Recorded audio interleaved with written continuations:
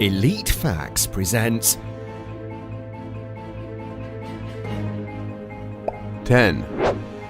All the way back in 1963, a young writer has his letter appear in the back of Fantastic Four number 17, praising the comic as one of the best comics ever. This young writer was none other than a 14-year-old George R.R. Martin.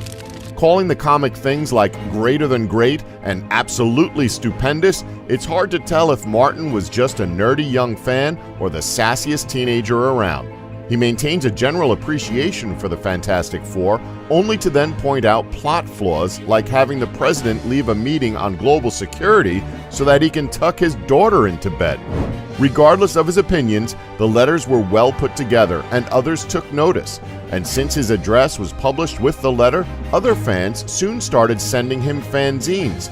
Upon reading these, Martin realized he could probably write them himself, and thus a young career was born. 9.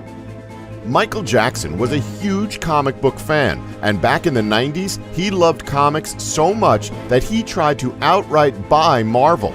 He had a single goal he wanted to achieve by doing so, to make a Spider-Man film and play the web-slinger himself. At the time, Stan Lee had recently been screwed out of some of his power at Marvel, so Jackson sought to team up with him and purchase Marvel as a whole. But they never really came close to actually buying Marvel. That didn't stop Jackson from trying to at least acquire the rights for Spider-Man, but Lee didn't own those. 8. At the height of comic books' popularity, the idea of electronic devices strapped to criminals, aka electronic tags, were a stale thought, and nobody was pursuing them. That was until New Mexico judge Jack Love read a Spider-Man comic in the newspaper. In said comic, Kingpin successfully attached an electronic tagger to Spider-Man in order to follow his movements. Inspired, Love contacted his friend to help develop such a system that they could use in real life. After testing it on himself, he sanctioned its first official use on 5 recently released offenders. 7.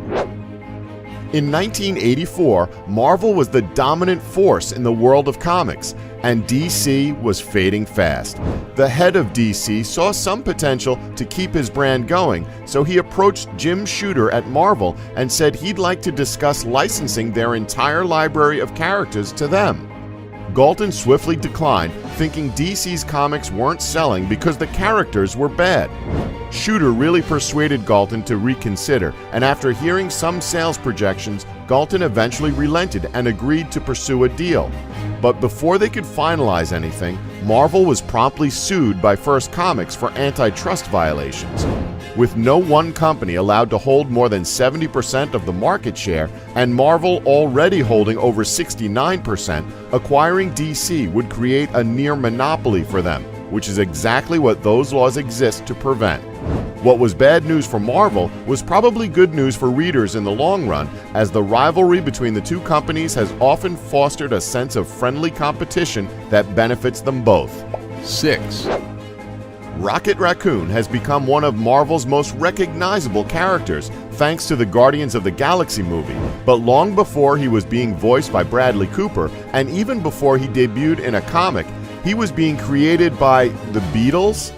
It was the 1968 song by the rock group entitled Rocky Raccoon that would serve to help inspire both the name and characterization of Rocket. The song chronicled a freewheeling gunslinger who chased after his wife when she ran out on him. He deals with his abandonment by shielding it with hardened anger and some formidable weaponry. 5. With great power comes great responsibility is perhaps the most famous phrase from all of comics. It's also perhaps the most misquoted phrase in all of comics. Though the line has always been popular, it became a pop culture staple when famously uttered by the dying Uncle Ben in the live-action Spider-Man movie. In matter of fact, it's spoken by nobody in the original comic, as it's part of the narration box. The exact line reads, "And a lean, silent figure slowly fades into the gathering darkness, aware at last that in this world, with great power must also come great responsibility." 4. Once upon a time, Chris Evans wanted no part of playing Captain America. After being locked into multiple Fantastic Four movies, and them all sucking to high heaven, He didn't want to sign yet another big contract to play a hero. One of the main reasons was not wanting to work out every day to prepare for the role. Evans eventually turned down Cap twice. As more names began being bounded around Hollywood, Evans started having second thoughts, especially after consulting with both his agent and his therapist. When Marvel dropped the contract commitment from 9 movies to 6, it was enough for Evans to sign on, and the rest is history.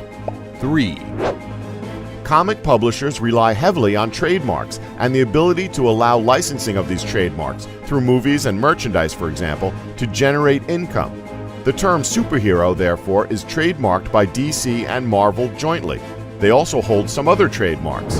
After publishing Tale of the Zombie in 1973, Marvel applied for the publishing trademark of the term zombie for use in their comic books, and 2 years later, zombie was officially trademarked by Marvel.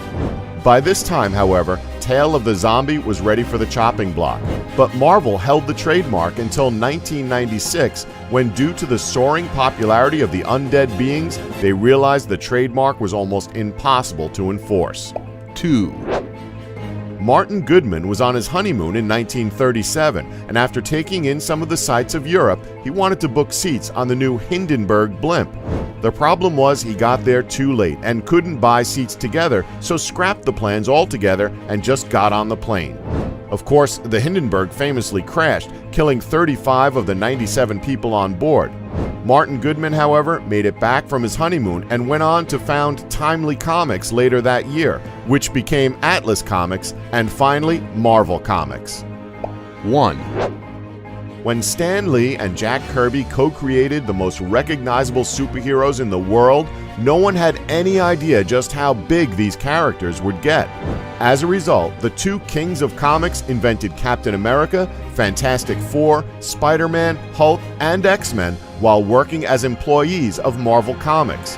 When the characters started taking off and eventually became worth untold billions of dollars, Lee and Kirby wanted their fair share, but Marvel didn't want to pay. The result was bitter legal battles lasting years between the creators and those in charge at Marvel. While at one point a new Marvel CEO screwed Stan Lee out of everything he had negotiated with Marvel over the years, eventually Lee worked something out and is now involved in some capacity with Marvel and the characters he created.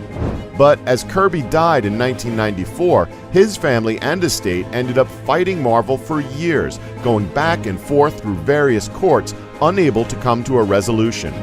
Kirby's family reached an undisclosed settlement, with Marvel releasing a statement acknowledging Kirby's immense contribution to the history of Marvel and the characters he helped to create. Don't forget to like us and subscribe for more Elite Facts.